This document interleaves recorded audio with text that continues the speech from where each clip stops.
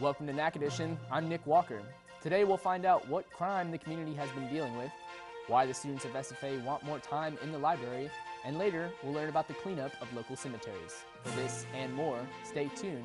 Nac Edition starts now.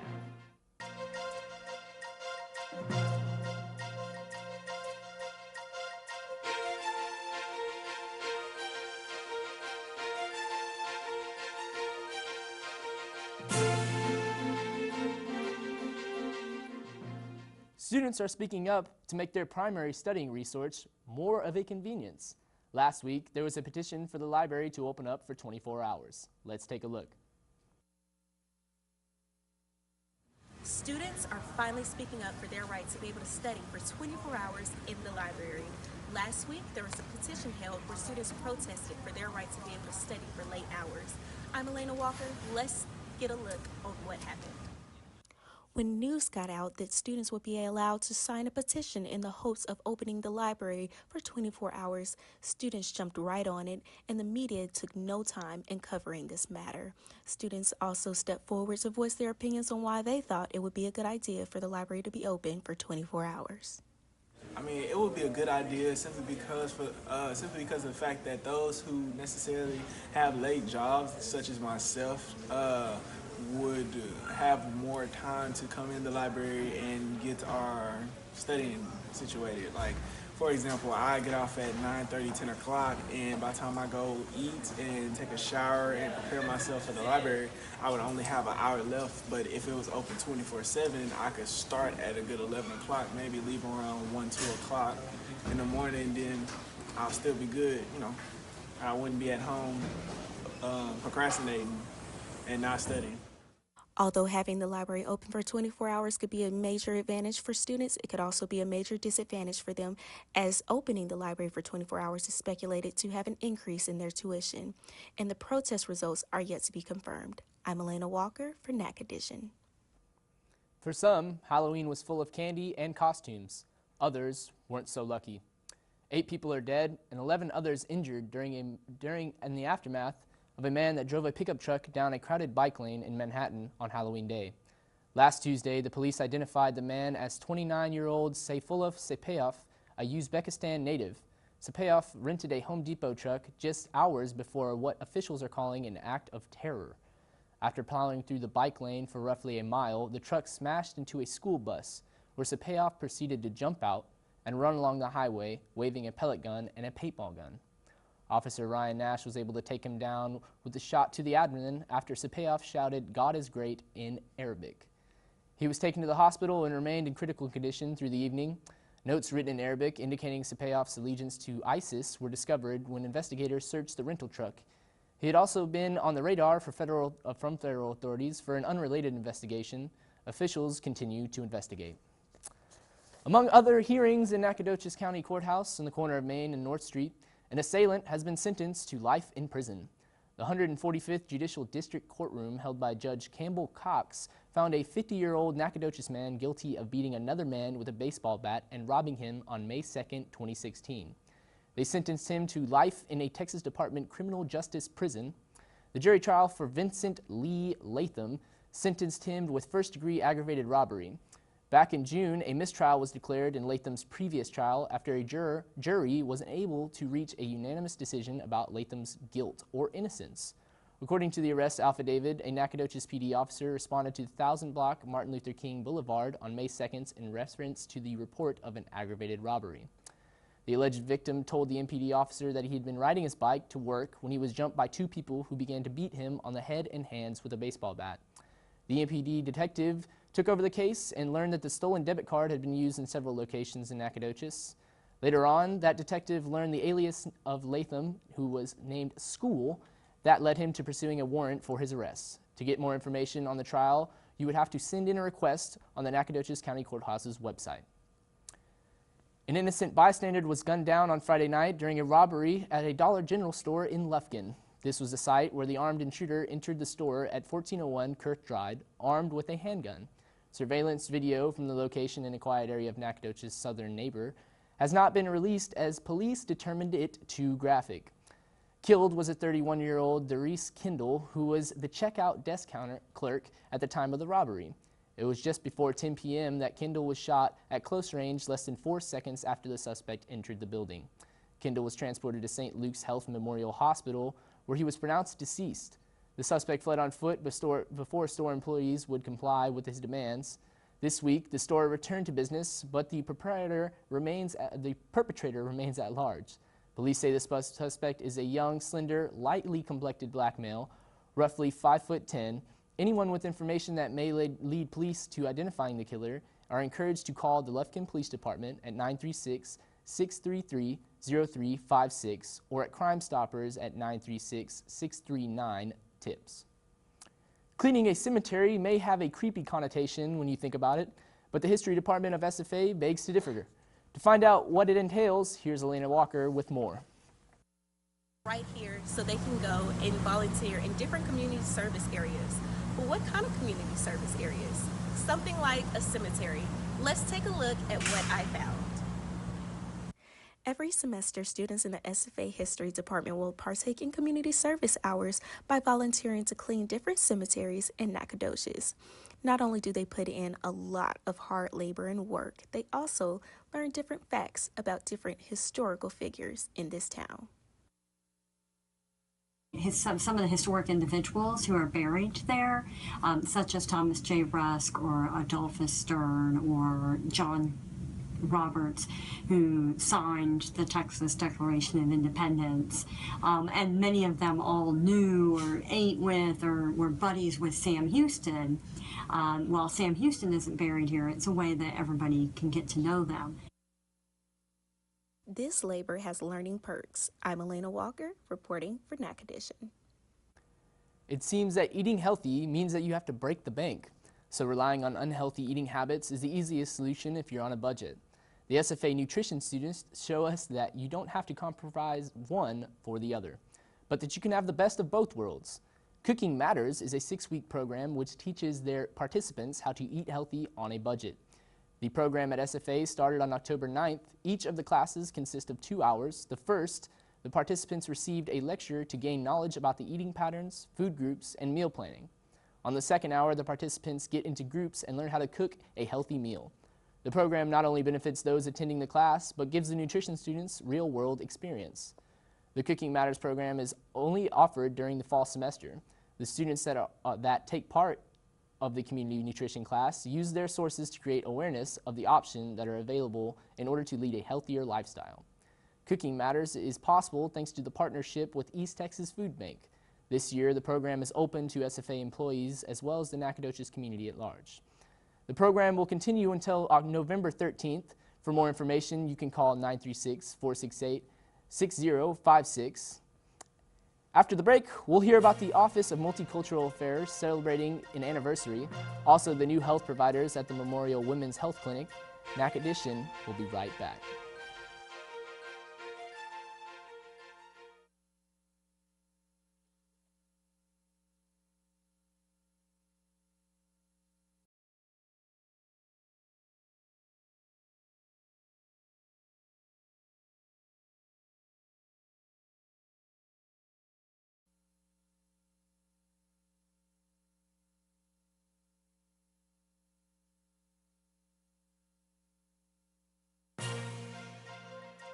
Welcome back to Nac Edition. Let's get into more going on in the community.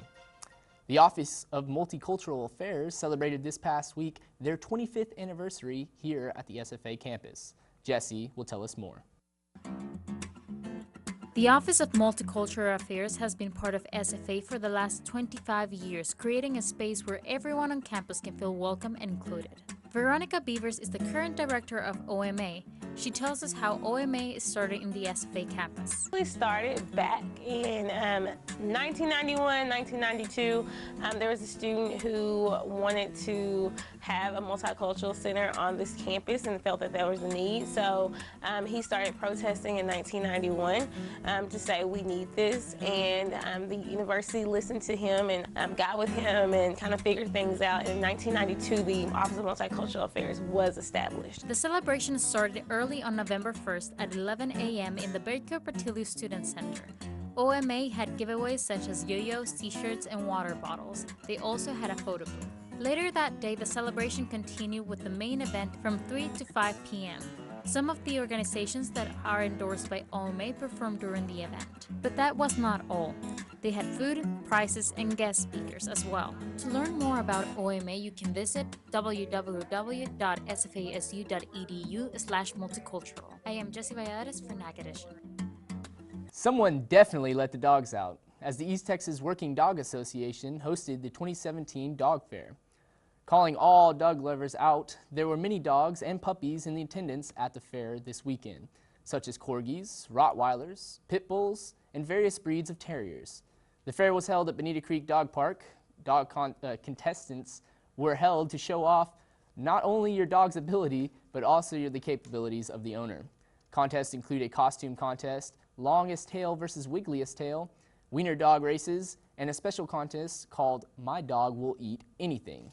Entry fees for the wiener dog race were $10 per dog. All other contest entry fees were $1, with the exception of the talent show, which was $2. Agility, obedience, and even doggy first aid demonstrations were showcased. The event was sponsored by the Fastlane Agility Group and Wendy's Misfit Animal Rescue. Information booths were on site, along with nutritionists to get your dog to the diet it needs to be healthy. You could have adopted a puppy or dog in need of a home as well. Concessions were also available. All proceeds went to the East Texas Working Dog Association. You can visit their Facebook page for more information. Since 1941, this organization has been a hallmark of the American volunteer spirit. They've also happened to have a headquarters here in Nacogdoches. Our Isaac Niedrauer is here with more.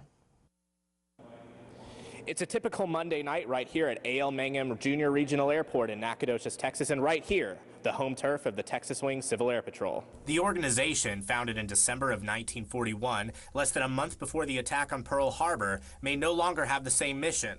The dedication of this group, however, one comprised of thousands of volunteers across the nation, remains similar, even today. We work with the cadets on cadet programs, which is just leadership, trying to help them learn leadership and do good things in the neighborhoods and everything.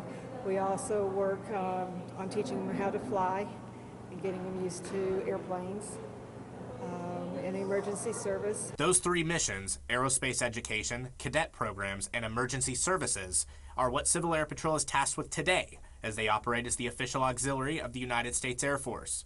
The cadet program, a structured military-style program for young people ages 12 to 21, is a key part of all three of those missions. Teenagers and young adults from all over the country are provided with opportunities to learn leadership, grow as people, serve their communities, and even learn to fly. Sergeant, Sergeant, can't you see? Sergeant, Sergeant, can't you see? As a cadet, we do get them from all walks. The one key trait that I see is all of them want to excel. They want to have goals.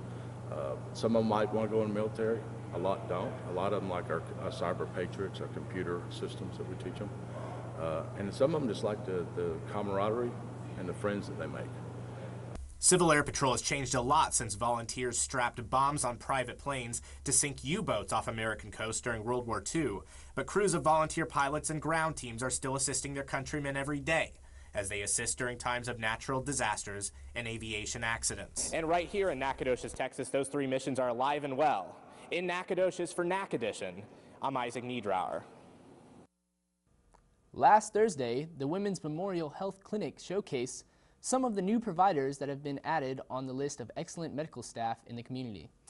They invited the entire Nacogdoches area to join in on the food, drinks, and music that Karen Barton, the public relations coordinator, says is for the growth of the Women's Health Clinic. So we're showcasing our women's health services today. Of course, everybody knows that we've got a level 3 neonatal intensive care unit and a great women's and children's center at the hospital, but we also have a wide range of services that we offer to the community. The whole community was invited. We sent out about 1,500 invitations to the chamber membership, to our physicians, and to our volunteers. And then we ran an ad in the newspaper and Facebook, and we did billboards and that sort of thing. So we really wanted the public to know about these providers and what they had to offer. So we wanted them to come out, anybody and everybody. It was a great bit of fun for all. And I have to say, everyone enjoyed the music. An event that helps empower the youth of America took place right here on campus. Let's take a look at what happened. Oppression has been occurring for decades, and a local organization is educating the public about justice and giving a voice to the people. The Justice and Oppression event was hosted by the Impact Group, a gospel organization here at SFA. The event featured their guest speaker, the national president of Impact Group, Jimmy McGee. Jimmy McGee first discussed a little about his life and what led him to where he is today. The event followed with stories about Martin Luther King and his stances about making changes for all. This event was part of a week of empowerment, educating society in today's world. The event was then followed with asking students how they will make a difference and encourage empowerment for all. Injustice anywhere is a threat to justice everywhere. Our responsibility as Christians is to address oppression and actually speak up against injustices. The on-campus ministry Impact will host many more events that will help empower minorities and everyone as a whole. This has been Lucy Briones for Nac Edition. Stay tuned. Nac Edition will be right back with this week's weather and sports with James and Lathan.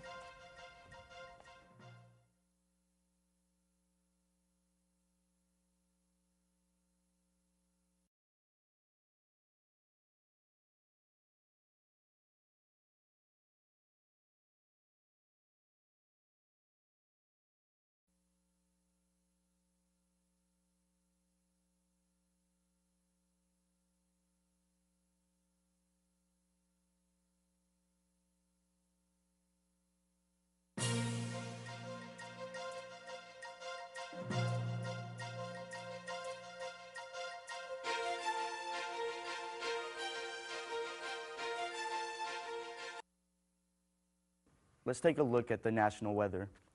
In California, we are seeing sunny skies with a high of 75, and moving into the Arizona, New Mexico area, high of 82 and sunny skies. Northern California into the Oregon area, high of 64 with cloudy skies, and a little bit colder in the northern part of the United States in Montana with a high of 33 and 25.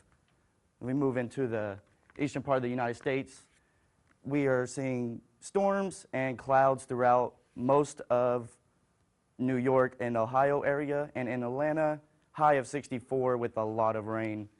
As we move into Texas, we did have the highest record for today in Corpus Christi at a high of 91. Across most of Texas, it is rainy and cloudy with highs of 45 in Stephenville, 49 in Dallas, and even 54 into Austin. In East Texas, Tyler area is a high of 55 with a lot of rain, and into Lufkin, Nacogdoches area, 58 and rainy, and 57 and cloudy in Huntsville. In Nacogdoches, Lufkin, we are seeing a lot of rain, and into the weekend, as we look at our 5-day forecast, the rain will clear up. We got a high of 58 today and rainy, with a 90% chance of rain going into midnight tonight. And Thursday, got a high of 64. Friday, we do clear up with sunny skies and a high of 69. Saturday, partly cloudy with a high of 71, and Sunday with a high of 69. And after the break, we will kick it back to sports with Lathan Washington.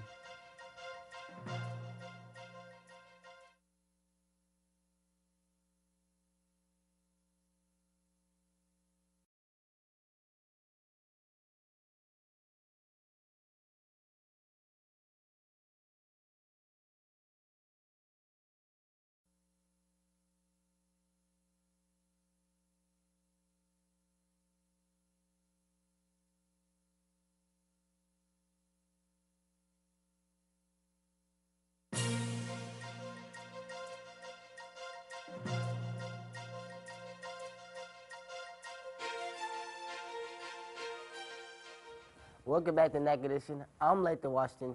Let's time to talk about some sports. The SFA Lady Jacks crumbled under the pressure, losing to Texas A&M Islanders 3-0. Jamal Hamilton was there for the details. SFA's Lady Jacks have lost their last 3 Halloween matches, and unfortunately, this year was no exception.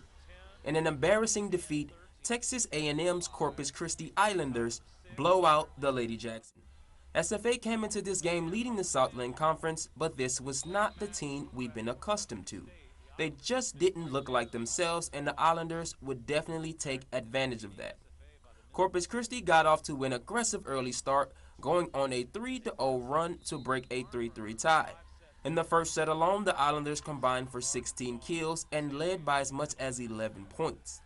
Back-to-back kills from SFA's Hollis and Coleman held off a pair of set-point tries by the Islanders before Madison Fitzsimmons sealed the set 25-15 with her set-clinching kill.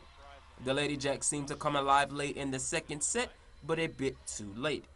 With things knotted up at 18-all, the team swapped points for a 19-19 tie. A pair of kills followed by back-to-back rejections capped a 5-1 run by the Islanders, putting SFA in a 2-0 hole. No team has led more than 3 points in the final frame. The Lady Jacks will go on a 3-0 run early in the frame on the back of a kill from Evans and back-to-back attack errors by the visitors to take a 8-7 lead. The lead would grow to 15-12 following another one of sophomore Darren's 13 kills, a match best for her. The Islander used a 3-0 to knot things up to 21-21. This was a dogfight as neither team would concede. 5 different lead changes alone in this frame. With the match deadlocked at 32-32, the Islanders would inevitably take the win after Chloe Simon and Kristen Nicholson swatted down consecutive kills. Probably the best set of the night. In a wild finish, SFA went down fighting in the third set. Corpus Christi star player Brittany Gilpin finished with a match-best 15 kills. The Islanders also finished with a 15-kill advantage over the Lady Jacks. For Nac Edition, I'm Jamal Hamilton. With the last home football game coming up this Saturday, I decided to review my top plays from this season. This is Take 5. Roll it. Up first, we have the transfer from UNT, Tyrion Gorey, with the touchdown catch of 28 yards. Look at that. He just said, give me that. No, he's had a good season so far. Very underrated out for the Stephen F. Austin Lumberjacks team. For a first year as a transfer, I think he did pretty well. And number 4, we have the homecoming game with Aaron Foy with the interception, returning it for 30 yards. Aaron Foy also has a good season this year. He's made a lot of strides this year, coming from Navarro College, one of the best JUCOs in the nation. And number 3 was Kijani Amos with the big run against HBU. Look at him as he trucks to the defender, and they look, just stumbling, bumbling, and rumbling. And shout out to Chris Berman. Let's take a look at it one more time. He's running, and then slow it down for me. Boom! Right, runs over the safety for a big run. All right, up next, what do you have here? Number 2, against University of Cardinal Word, Foster Sawyer scrambles. He throws deep, and Trey Hart comes back to make the spectacular play for a 40-yard reception return. Man, Trey Hart, the transfer from Purdue, he's a very good talent for the team. He does a lot for the Lumberjack team. And number 1, I'm pretty sure you guys already know.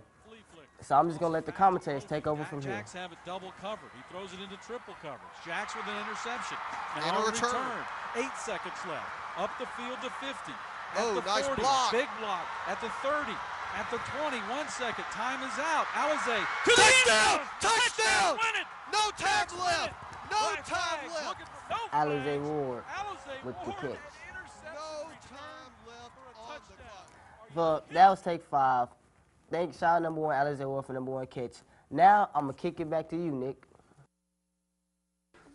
Thanks, Lathan.